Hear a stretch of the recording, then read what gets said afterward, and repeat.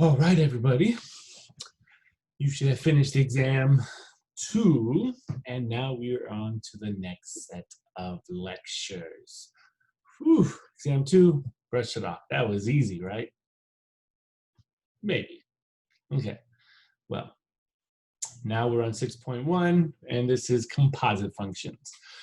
Okay, so what we're going to do today is take one function and another function and plug them into each other. So you can have f of x and g of x, and we can either say take f of x, plug it into g of x, or take g of x and plug it into f of x. And of course, there come domain restrictions with that. So we'll get into that mainly when we get into composing rational functions or radical functions. If you're composing polynomials, then there's no domain worries or issues we have to, there's no domain issues we have to worry about. There you go. Okay, so let's get started. Given two functions, f and g, the composite function denoted by f composed g. So that funny little looking O there means to compose two functions, right? It's called, or you can say fog, like fog outside, but we'll say f composed g, as you see there, red as f composed with g, is defined by, the way we say this is you say f composed g of x is equal to f of g of x. So you see how we just took g of x and plugged it into function f. This is what we're composing and how we're composing. The domain of f composed g is the set of all numbers x in the domain of g such that g of x is in the domain of f. Ugh, what does that mean, right? That just sounds so confusing. So when you take function g and plug it into function f has to abide by the domain of the function you're composing with. So function f has to take function g's domain in order for this composition to exist at certain values of x. So I sort of relate it to video games, right? If I'm composing f with g, f is taking g's domain. So this is Mortal Kombat.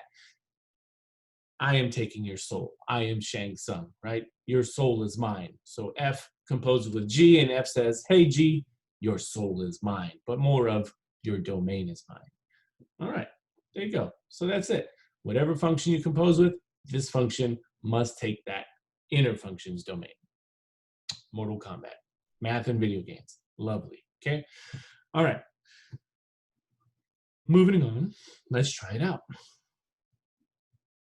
So suppose that f of x equals x squared plus 3x minus 1, and g of x equals 2x plus 3.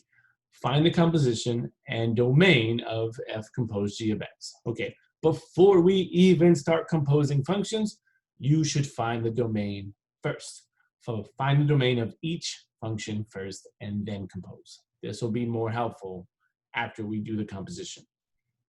Okay, so for f,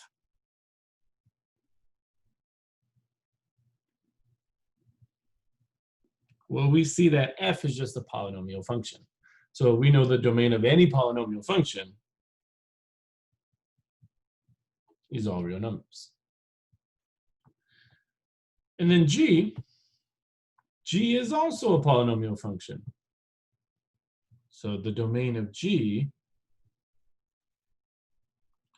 is also all real numbers, which means this one's going to be easy, because if I say, hey, f composed with g, f takes g's domain, which is all real numbers. So the composition will be all real numbers. It could be said the other way around. G composes with f, g takes f, and g has to abide by f's domain. And lucky for us, both domains are all real numbers. So no matter what type of composition we do, f with g, g with f, the domain is always going to be all real numbers. Okay. So first thing we want to start with is, what is f composed g of x? So the way we rewrite this is we say from the above, we know that f composed g of x becomes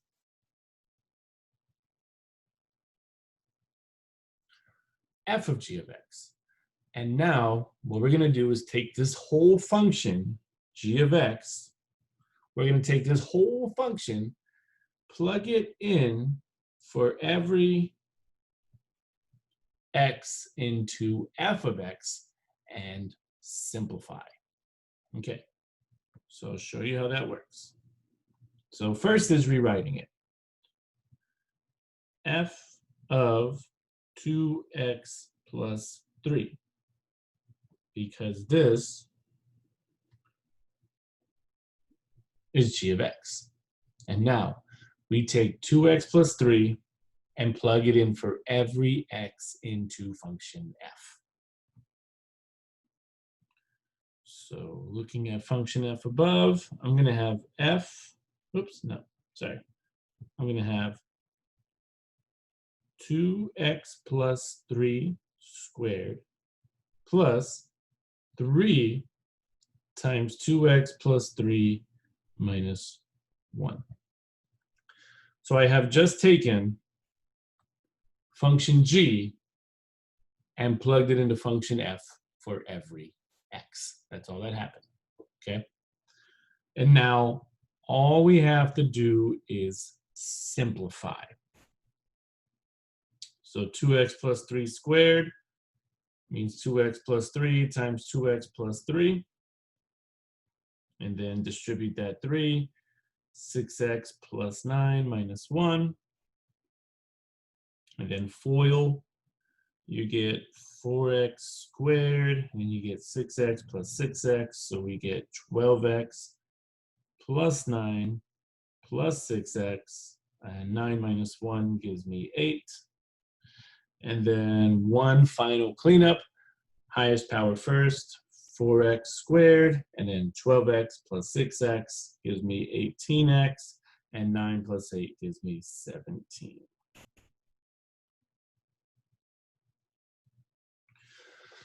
This is the composition function of f compose g. This is f compose g of x. And now, what we want to know is, what is the domain of this composition function? Well, first thing to notice is that our composition ended up being a polynomial. So what is the domain of all polynomials? All real numbers. But then, we also must take note that we compose with g of x. What was the domain of g of x? The domain of g of x was also all real numbers. So this means that since we ended up with a polynomial that's all real numbers, and we compose with a function that has the domain of all real numbers, this means that the domain of the composition must also be all real numbers. And these ones are the easy ones. Okay. So there you go. That's not bad. Okay. Now let's go the other way. G compose f of x. So we rewrite this, and we'll rewrite it as g of f of x, which means now, looking at the original functions, we're going to take f of x, which is all of this, and plug it into g of x for every x. So that's what we're doing on this one.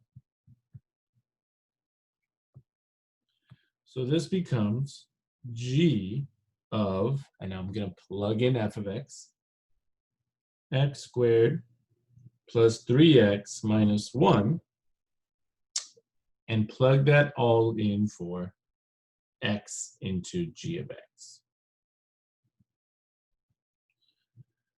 And g of x is 2x plus 3. So we'll get 2 times x squared plus 3x minus 1 what was it? 2x plus 3? Okay. Plus 3. And just simplify. That's it. 2x squared plus 6x minus 2 plus 3. And clean it up. 2x squared plus 6x plus 1.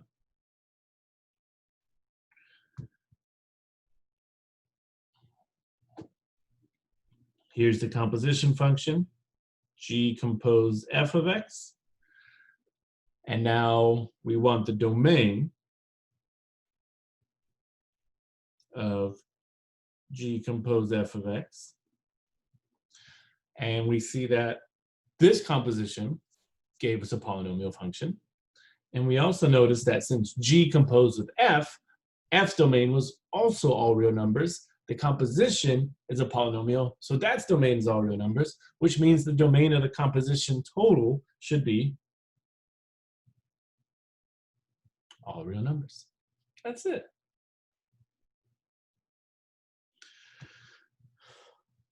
Okay.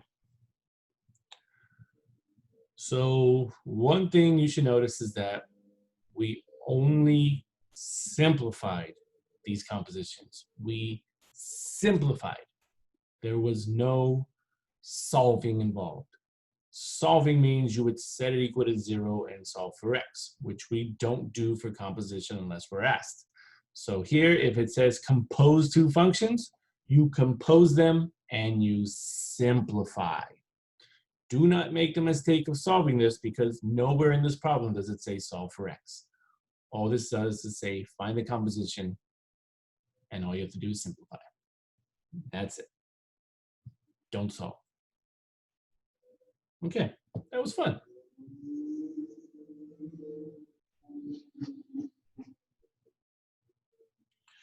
All right, next. Well, if you can compose two functions and simplify, then you can compose two functions, simplify, and evaluate the composition by plugging in the given number for x. So here we are given f of x equals 2x squared minus 3, g of x equals 4x. We don't have to worry about finding a domain because we are evaluating. And remember what evaluating means? Evaluate means plug the number in and simplify. Once again, no solving, okay? All right, so first up is f compose g of 1. So let's rewrite this as f compose g of 1. So f of g of 1. And now what we want to do is find the actual value of g of 1, which means we're going to take 1, plug it in for every x. And I'll do that down here. I'll say side work. G of 1 means 4 times 1, which gives me 4. And guess what? That's going in for g of 1. So the next step we have is going to say just f of 4, because 4 is what g of 1 is evaluated at. And now all we have to do is take 4 and plug it into f of x for every x, which means you'll get 2 times 4 squared minus 3, which will give you 2 times 16 minus 3, which will give you 32 minus 3, which gives us 29. There you go. So we can say this composition evaluated at 1 gives us an output of 29. That's it. Nothing else to it, right? Okay, let's do it again.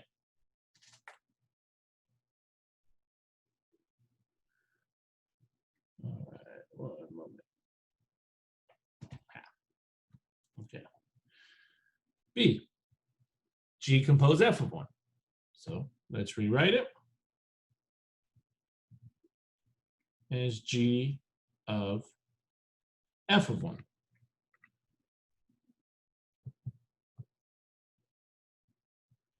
Which means we're going to take 1 and plug it into function f first. So that's what we want to find out first.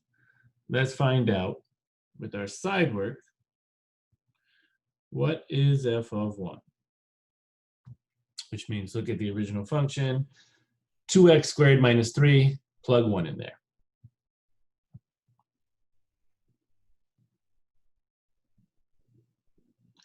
Gives me just 2 minus 3, or negative 1. So that's going in for f of 1. So this means we come out with g of negative 1, which means all we have to do is take negative 1 and plug it in for 4x, and for every x. So we're just going to get negative 4. Okay, excellent. So the composition G composed with F at 1 gives us the output of negative 4. All right, good time. And then next we have F compose F of negative 2. Wait, what? You can compose a function with itself? Yes, F can be composed with itself. So we have F compose F, and we're going to evaluate it at negative 2. So first, again, rewrite it. F of negative 2, where we need to find out what the value of f of negative 2 is. So that'll be in my side work. What's f of negative 2? Well, I can see from above that f is 2 times negative 2 squared minus 3, which will give me 2 times 4 minus 3, which will give me 8 minus 3, which gives me 5. So this means that now the above becomes just f of 5. And you take 5, plug it into function f, which is 2x squared minus 3, which we have seen from below, and we will get 2 times 5 squared minus 3, which will give me 2 times 25 minus 3, which gives me 50 minus 3, which gives me 47. So f composed with f evaluated at negative 2 gives us an output of 47. Okay, good fun. And next is g composed with g of negative 1, which we'll write as g of negative 1. Side work. What is g of negative 1? Well, if we go look above, g of x is 4x. So if you plug negative 1 in there, we're going to get negative 4.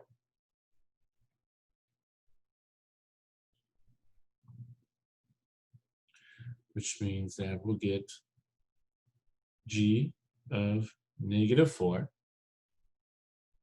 which is going to give us 4 times negative 4, which will give us negative 16. There you go. So g composed with itself, evaluated at negative 1, will give us an output of negative 16.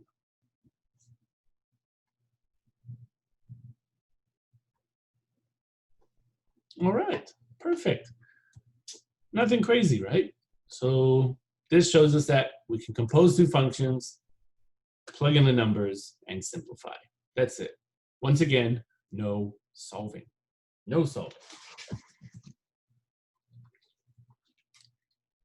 All right. Now let's get into some better ones. The fractions. These are a good time. Okay.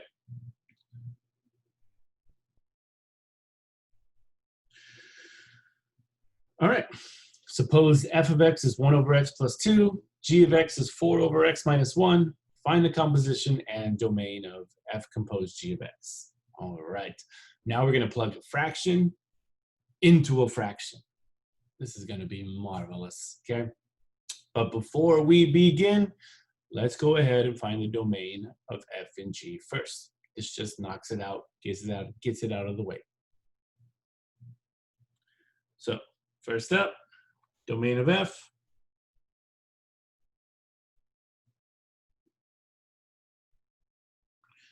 We see the denominator is x plus 2. This means our domain of f is x cannot equal -2. Then, domain of g,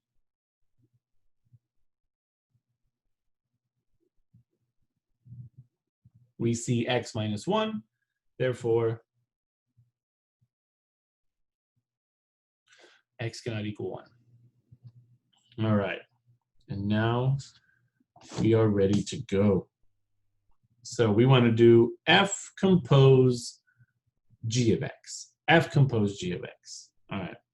So rewriting that is going to give me f of g of x. So now we're taking g, plugging it into f, and remember at the end, f is going to have to abide by g's domain. So g's domain stays a part of it.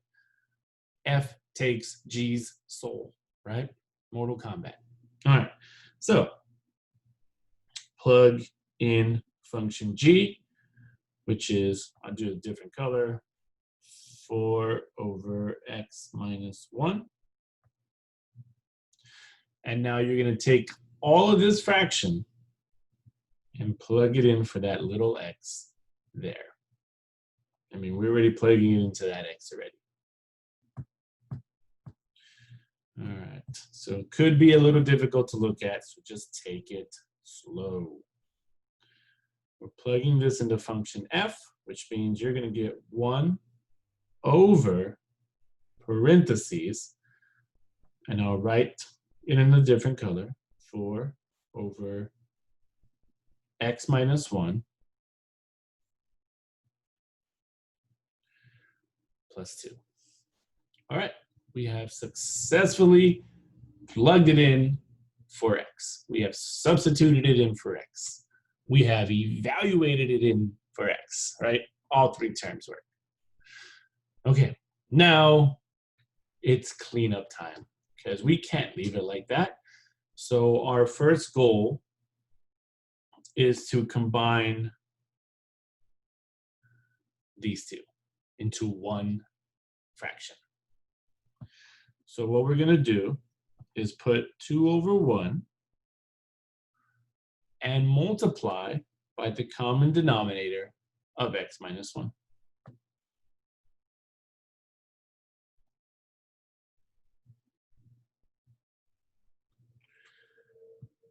And now, let me see what room I'm working with. I got a lot of room. Okay.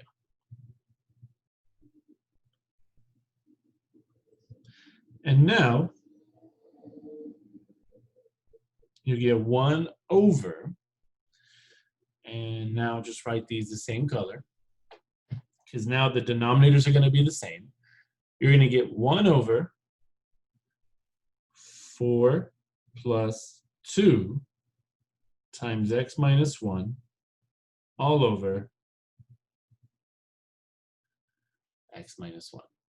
Because remember, if you want to look at this, this would be 4 over x minus 1 plus 2 times x minus 1 over x minus 1.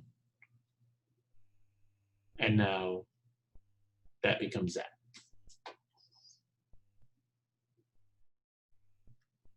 There you go. I'll put that step in there for you. Now more cleanup to go. We have to distribute that 2 and simplify.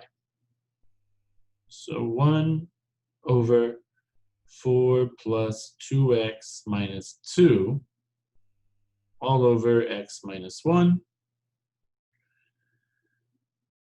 Simplify again. And you'll get 1 over 2x plus 2 over x minus 1. Now simplify one more time because you have a fraction in the denominator. So this means you're just going to multiply by the reciprocal. Or we can just say this fraction will flip up, right? So this will become x minus 1 over 2x plus 2. And we can factor out a 2 from the denominator. And we'll get our composition. X minus 1 over 2 times x plus 1. There it is. This is our composition of f compose g of x. Now, we need the domain.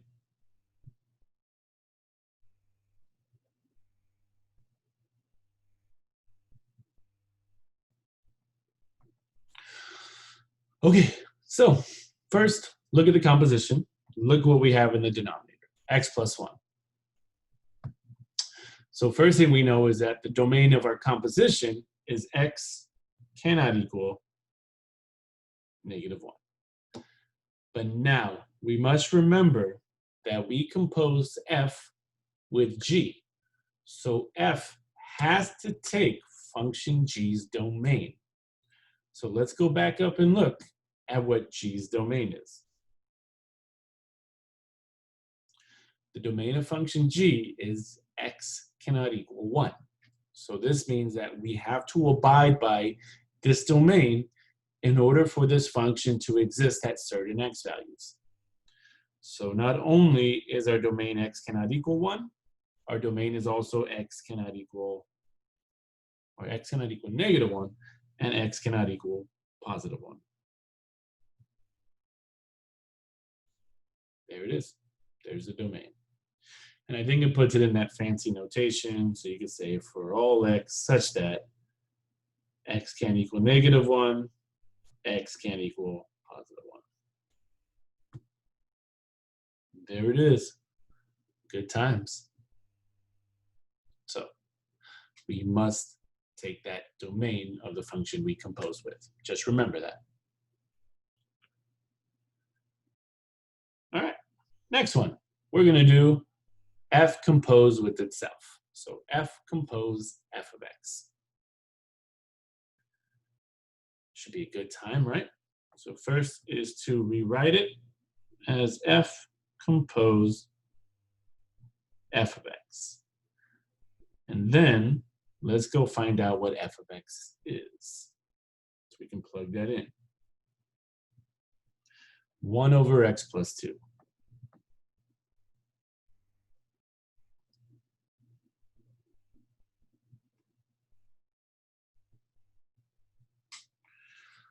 So we're going to take f, plug it into itself for that x there, right? 1 over x plus 2. So what that looks like is 1 over, and I'll put it in that color, 1 over x plus 2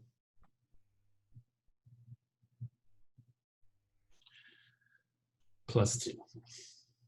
All right. And like I said, it could be hard to look at conceptually, so just take it slow, make sure everything's there when you plug it in, especially when you're taking a function and plugging it into yourself, and especially when you're plugging fractions into fractions. I know it's a great time for me, maybe not for you, but it's good.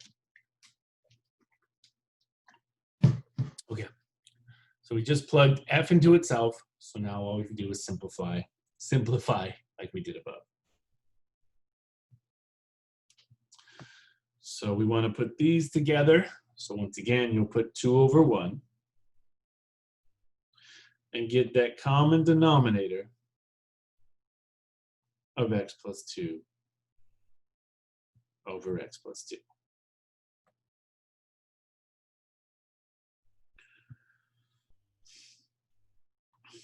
So this will become 1 over x plus 2 plus 2 times x plus 2 over x plus 2. Which means we can move to the next step, which will give me 1 over, put the numerators together, 1 plus 2 times x plus 2, all over x plus 2.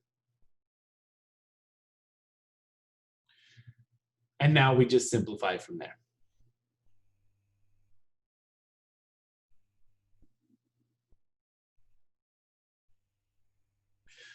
One plus 2x plus 4 over x plus 2.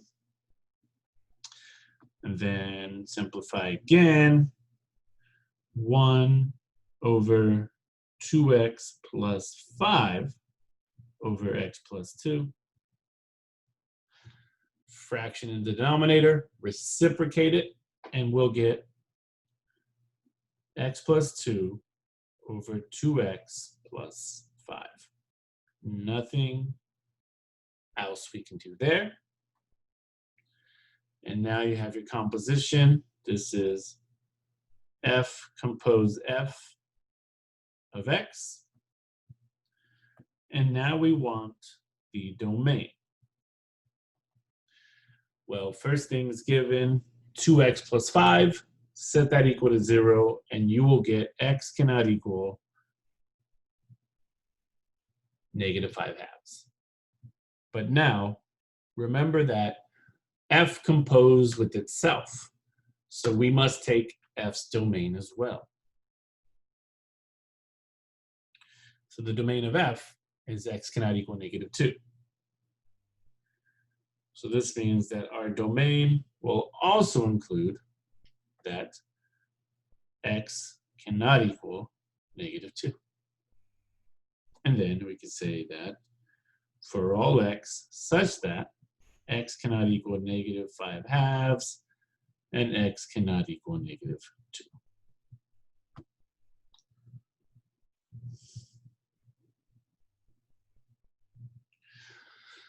There you go. And that's how you compose two fractions. Very carefully.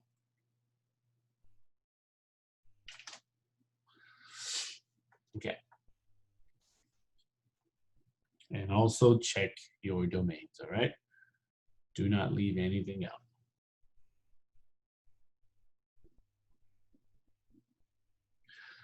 All right, the next ones are fun ones. Now we actually work backwards. They're giving us the composition. Actually, whoops, not in this one. Oh, sorry, that's 5. Number 4, it's still fun. We just want to show that two functions are equal, two composite functions are equal, whether you compose them f compose g or g compose f. So we'll try that out.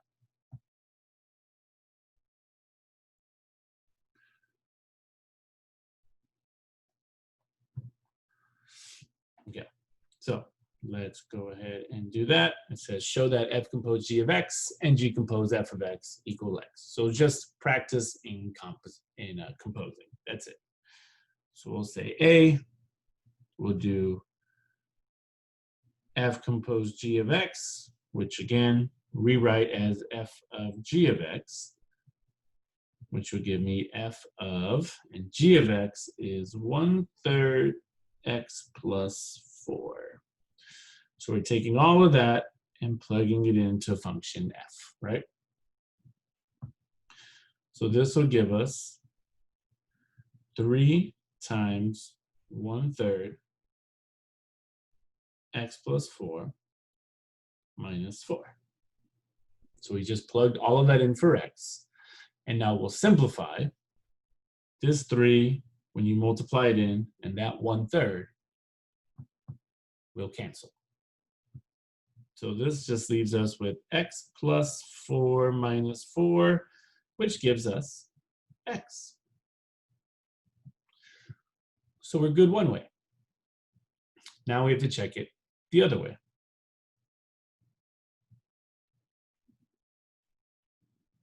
So B says do g compose f of x. All right.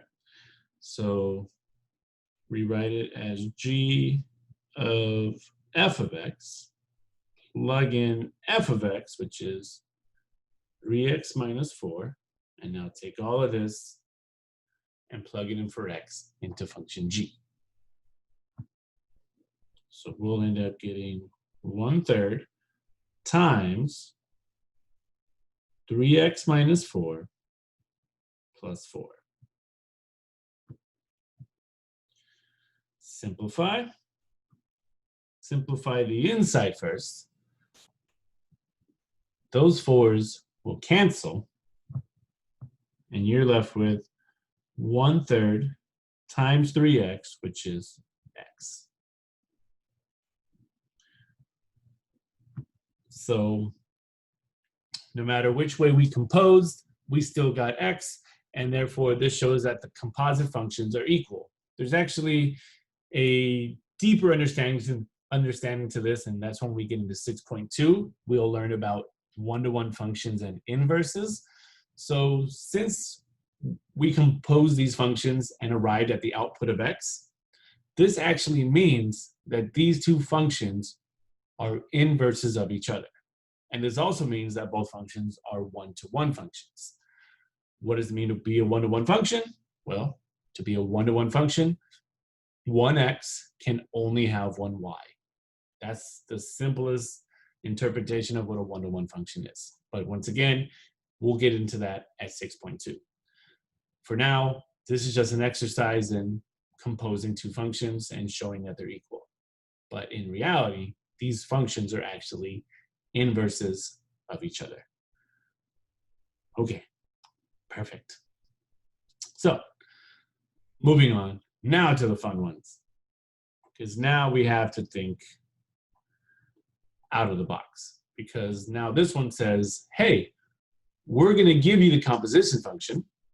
So this one gives us the composition function and wants us to actually find f and g. So we've been getting f and g and turning it into a composition. Now they're giving us a composition and want us to give them to pieces. So there can be many, many, many answers for this, but I'll keep it simple. And since I'm talking to myself, I'll probably do maybe one or two answers. So let's say answer number 1. We want to know, what could f of x be and what could g of x be?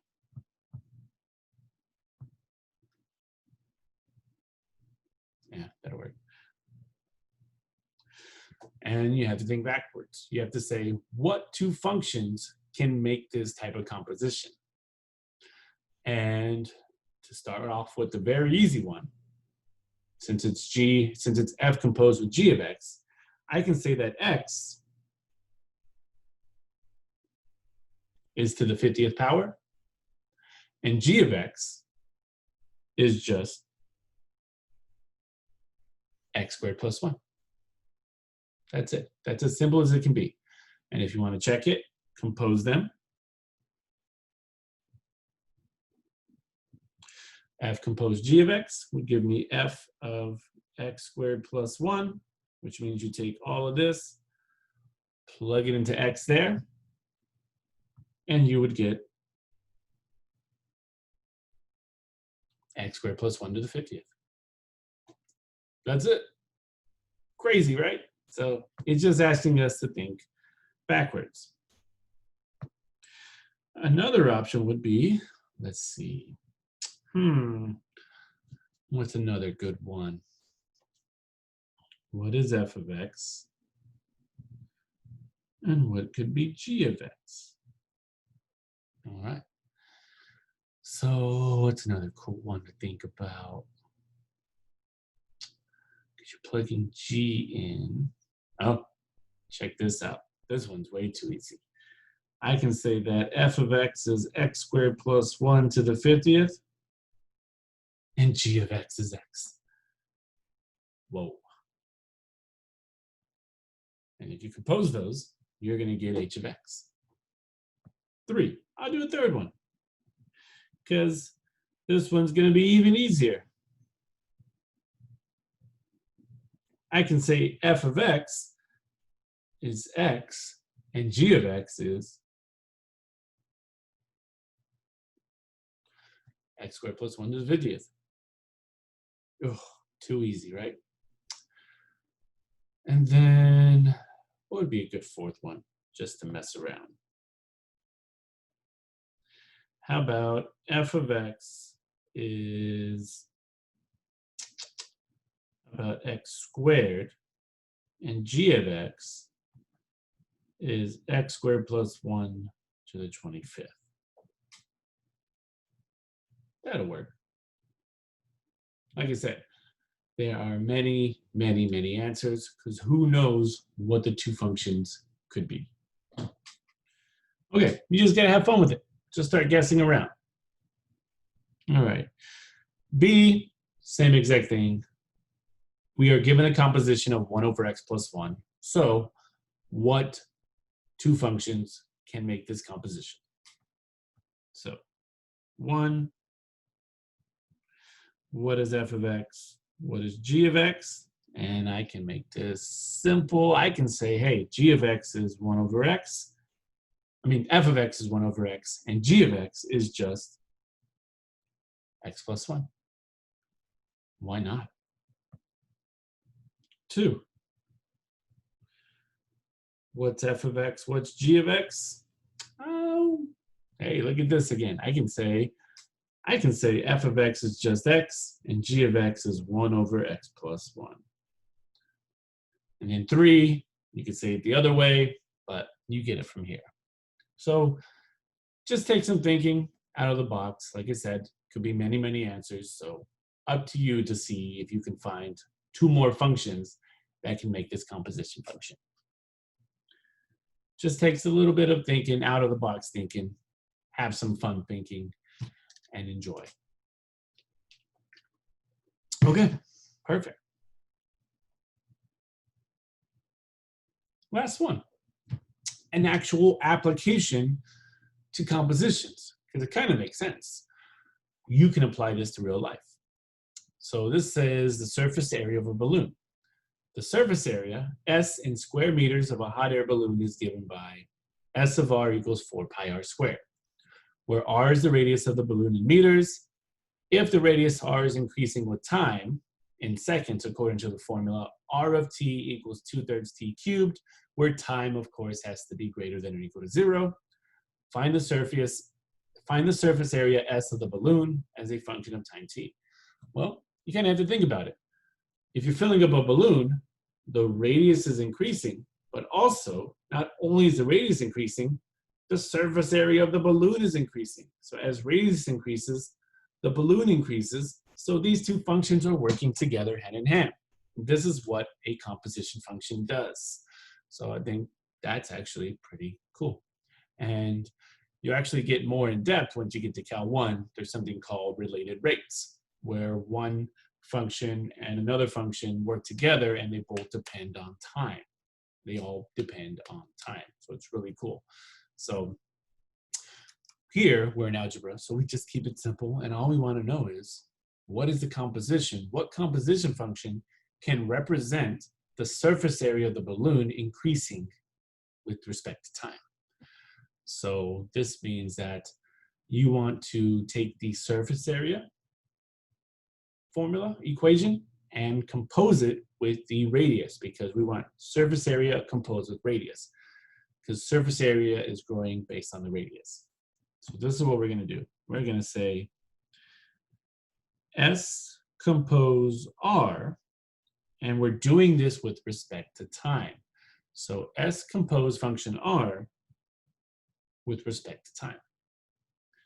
And if we rewrite it, you get S of R of t. Well, R of t is all of that. So you're going to plug that into parentheses. You'll get S of 2/3 t cubed. And now take all of this and plug it in for R into function S.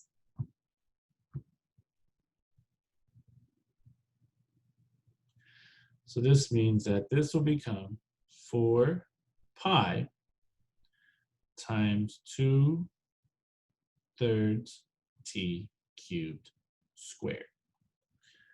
4 pi times 2/3 t cubed squared. Okay, and just simplify.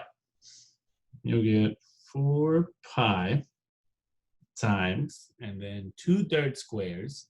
2/3 squared, 2 squared is 4, 3 squared is 9, and t cubed squared, power to a power, the operation is multiplication.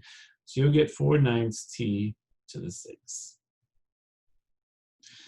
Now just multiply straight across, and you're going to get 16 pi over 9 t to the 6. And since, if it asks for the domain, since S composed R, the domain of R was t greater than or equal to 0, which makes sense because if this balloon's increasing, time can't be negative. I don't think time can ever be negative. So the domain of this, if asked, would just be t still has to be greater than or equal to 0. And that's it. And this will give you, this new formula will give you the surface area of the balloon with respect to time. So as time increases, you know that the balloon's surface area is increasing. And that is it, y'all. That is compositions. Just watch out for those fractions, and always, always, no matter when you're composing, check your domains. And we never, ever solve compositions unless we're asked. We only simplify. All right. See you at the next one.